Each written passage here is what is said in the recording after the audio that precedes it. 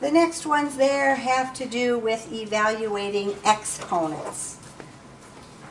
If I have the parentheses around my values, I'm just basically going to take the base, which is the bigger number down here, to that number, the exponent, 2 times. So if I have negative 9 squared, means I'm taking negative 9 times negative 9.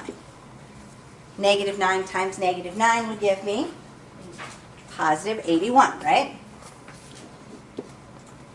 Now be careful on your calculator. If you're using your calculator and you don't put the parentheses around that negative 9, what happens? If you just put in negative 9 squared and you don't use the parentheses, what is your calculator going to give you? Anybody has a calculator with them? Gives you negative 81, right? This we'll get to in a minute, but if I follow my order of operations, means I have to square just the 9, not the negative. And so the negative stays on it.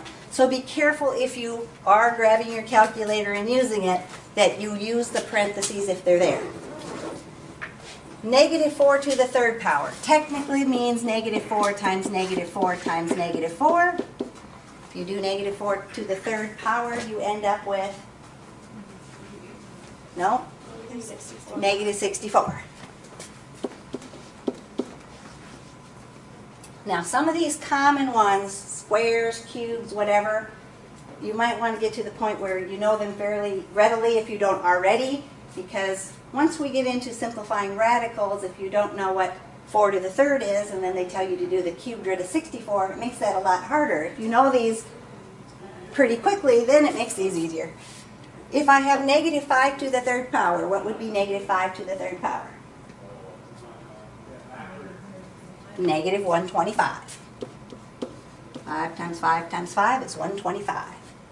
A negative 8 squared? 64. Positive 64. Negative 2 to the 4th.